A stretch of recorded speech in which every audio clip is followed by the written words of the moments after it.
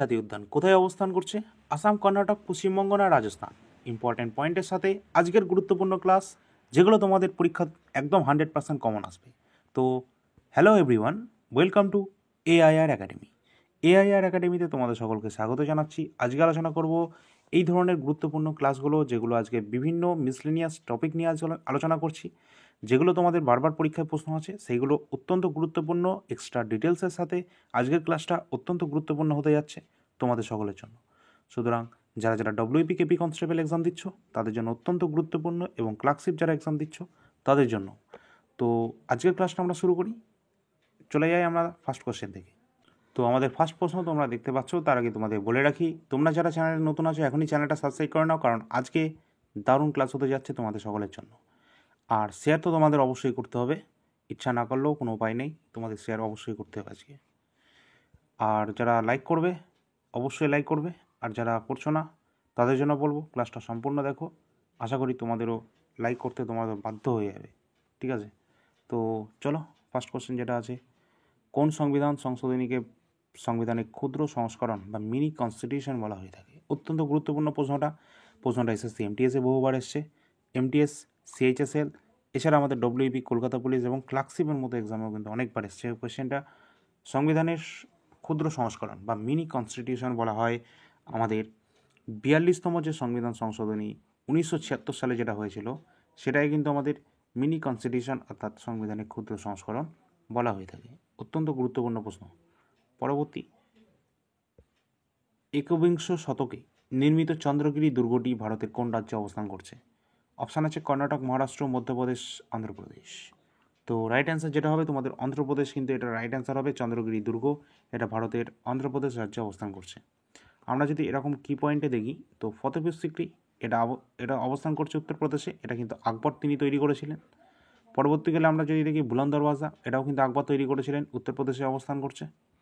পরবর্তী আমাদের আছে যন্তর মন্তর, যেটা কিন্তু সোয়াং জয়সিং, এটা কিন্তু তিনি তৈরি করেছিলেন, দিল্লিতে অবস্থান করছে কিন্তু আমাদের যন্তর মন্তর। শালিমার বাগ, এটা কিন্তু জাহাঙ্গীর তৈরি করেছিলেন, যেটা জম্মু কাশ্মীরে অবস্থান করছে বর্তমানে। কোনার্ক সান টেম্পল বা সূর্য টেম্পল, যেটা রাজা নরসিংহদেব এটা তৈরি করেছিলেন এবং উড়িষ্যাতে অবস্থান করছে। এই প্রশ্নটা কিন্তু বহুবার এসেছে। এখানে যে কটা প্রশ্ন নিয়ে আলোচনা করলাম, প্রতিটা প্রশ্ন অত্যন্ত গুরুত্বপূর্ণ, যেগুলো বহুবার কিন্তু পরীক্ষায় চলে এসেছে। পরবর্তী আমাদের প্রশ্ন আছে পঞ্চতন্ত্র। পঞ্চতন্ত্র কার লেখা? ব্যাস, বিষ্ণু শর্মা, বাল্মীকি না যজ্ঞবন্ধ? তো রাইট অ্যান্সার হবে কিন্তু পঞ্চতন্ত্র, তোমাদের বিষ্ণু শর্মার রচয়িতা পঞ্চতন্ত্র। আমরা যদি এই ধরনের অত্যন্ত গুরুত্বপূর্ণ কিছু কোশ্চেনগুলো দেখে নিই বই, তো আমরা দেখব যে অভিজ্ঞান শকুন্তলম কার লেখা? মহাকবি কালিদাসের অভিজ্ঞান শকুন্তলম, মালগী পাংনি মিত্রম, তারপর তোমাদের রঘুবংশম, ঠিক আছে। দেবী চন্দ্রগুপ্তম কার লেখা? বিশক দত্তের লেখা কিন্তু দেবী চন্দ্রগুপ্তম। সোমেশ্বর রচিত কীর্তি কৌমুদী, রাসমালা এবং কীর্তি কৌমুদী, ঠিক আছে, রাসমালাটাও সোমেশ্বর। চৈতন্য চরিতামৃত কার লেখা? কৃষ্ণদাস কবিরাজের লেখা।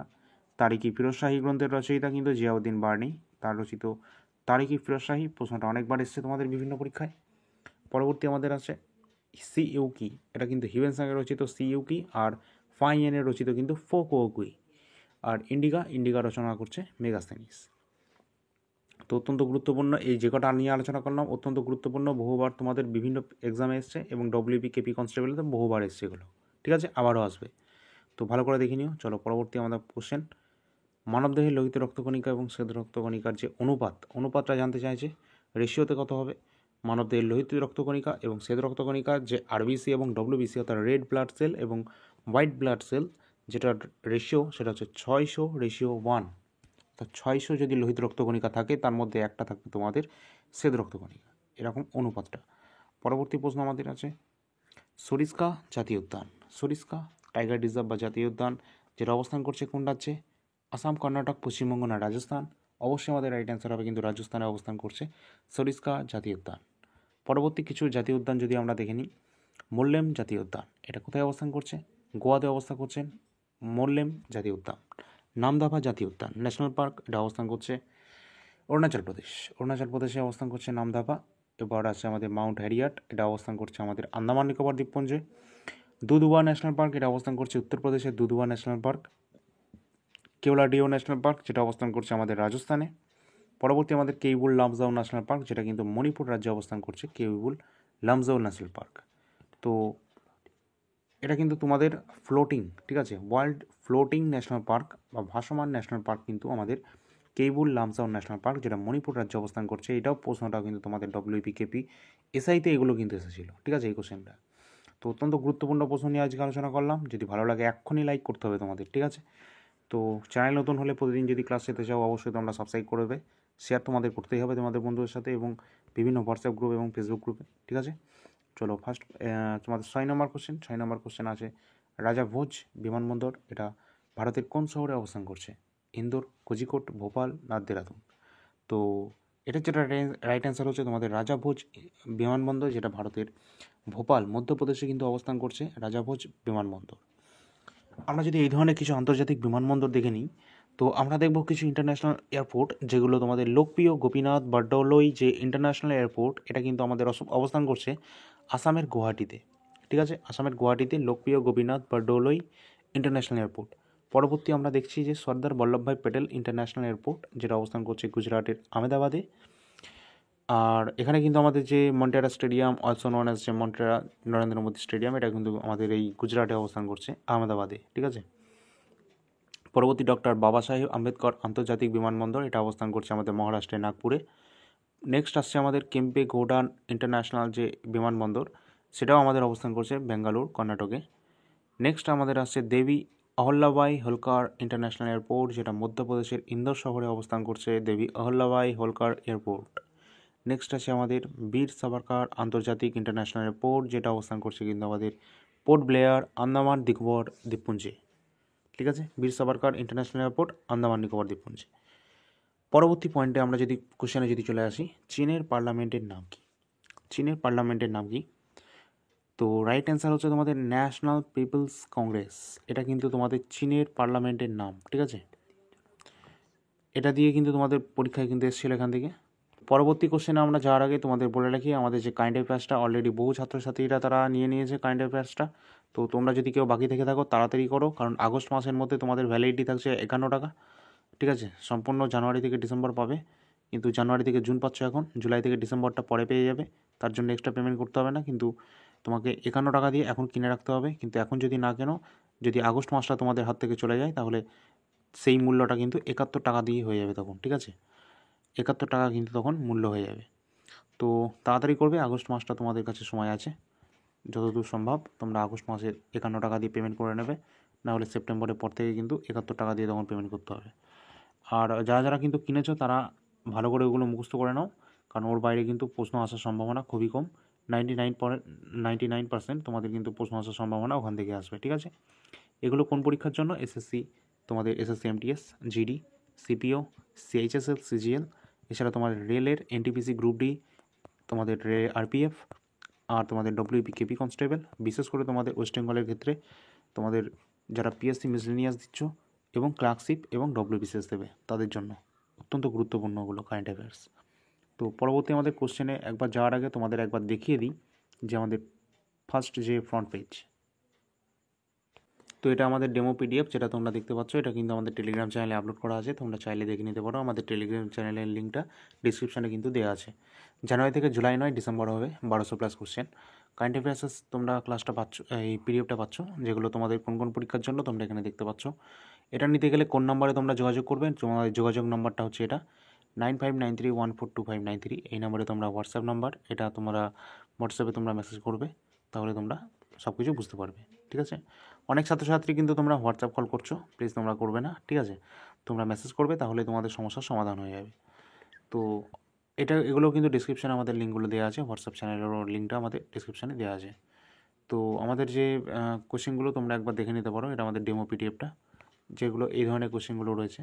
এখান থেকে বেশি মাত্রায় কোশ্চেন কিন্তু সব রিপিট হচ্ছে তোমাদের বিভিন্ন এক্সামে, তো তোমরা দেখে নাও। বিভিন্ন মাসের কারেন্ট অ্যাফেয়ার্সগুলো তোমরা দেখতে পাচ্ছ এখানে, প্রতিটা লাইন বাই লাইন সুন্দরভাবে কিন্তু অ্যারেঞ্জমেন্ট করা আছে। এর বাইরে প্রশ্ন আসার সম্ভাবনা খুবই কম, 99%, কিন্তু এখান থেকে 100% তোমাদের আসার সম্ভাবনা আছে। তো তোমরা দেখে নিয়েছো, এর সাথে কিছু স্ট্যাটিক জিকেও আমরা রেখেছিলাম, সেগুলো তোমরা দেখতে পাচ্ছ এখানে।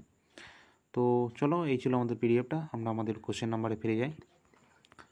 হোয়াটসঅ্যাপ নাম্বার হচ্ছে এটা, এই নাম্বারে তোমরা যোগাযোগ করবে যারা যারা নেবে, ঠিক আছে। চলো আমরা আমাদের ডেমোটা কিন্তু তোমাদের টেলিগ্রাম চ্যানেলে দেওয়া আছে, ঠিক আছে। তো আমরা চীনের পার্লামেন্টের নিয়ে আলোচনা করলাম। চীনের পার্লামেন্ট ন্যাশনাল পিপলস কংগ্রেস।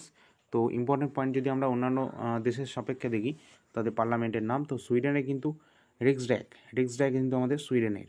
ইসরায়েলের নেসেট পার্লামেন্টের নাম। আইসল্যান্ডের পার্লামেন্টের নাম হচ্ছে আলথিং। ডেনমার্কের পার্লামেন্টের নাম কিন্তু ফোকেটিং। এটা কিন্তু পরীক্ষায় কিন্তু তোমাদের ডব্লিউবিতেই আসা কোশ্চেন এটা।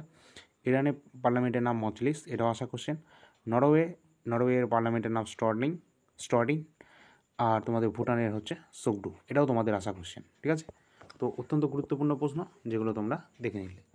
আমাদের নেক্সট 8 নম্বর প্রশ্ন আছে, কাইগা পারমাণবিক কেন্দ্র যেটা ভারতের কোন রাজ্যে অবস্থান করছে? কাইগা পারমাণবিক কেন্দ্র উড়িষ্যা, রাজস্থান, তামিলনাড়ু না কর্ণাটক? তো রাইট অ্যান্সার হবে তোমাদের কর্ণাটক রাজ্যে অবস্থান করছে কাইগা পারমাণবিক কেন্দ্র। পরবর্তী প্রশ্ন, ভেদানথাঙ্গল যে পক্ষী অভয়ারণ্য, এটা ভারতের কোন রাজ্যে অবস্থান করছে? মহারাষ্ট্র, তামিলনাড়ু, পশ্চিমবঙ্গ না উড়িষ্যা? তো অবশ্যই তামিলনাড়ু রাজ্যে অবস্থান করছে আমাদের ভেদানথাঙ্গল পক্ষী অভয়ারণ্য, যেটা তামিলনাড়ুতে অবস্থান করছে। পরবর্তী আমাদের প্রশ্ন, স্যার এডমন্ড হিলারি কত খ্রিস্টাব্দে এভারেস্ট জয় করেছিলেন? 1952, 1953, 1954, 1955? তো অবশ্যই আমাদের রাইট অ্যান্সার হবে 1953 সালে কিন্তু স্যার এডমন্ড হিলারি তিনি কিন্তু এত সালে মাউন্ট এভারেস্ট কিন্তু জয় করেছিলেন। তো তোমরা আজকে 10 নম্বর প্রশ্ন পর্যন্তই থাকলো। তো আমরা আরও প্রশ্ন চেষ্টা করেছিলাম যে আরও প্রশ্ন নিয়ে আলোচনা করব। তোমাদের এই প্রশ্নগুলো 11 নম্বর থেকে তোমরা অল ইন্ডিয়া র্যাঙ্কার যে ইউটিউব চ্যানেল সেখানে পেয়ে যাবে। তার কারণ এখনই কারেন্টটা চলে গেল, আমাদের সিস্টেম সব বন্ধ হয়ে যাচ্ছে, তো এখানে বেশি খুব একটা চার্জ নেই।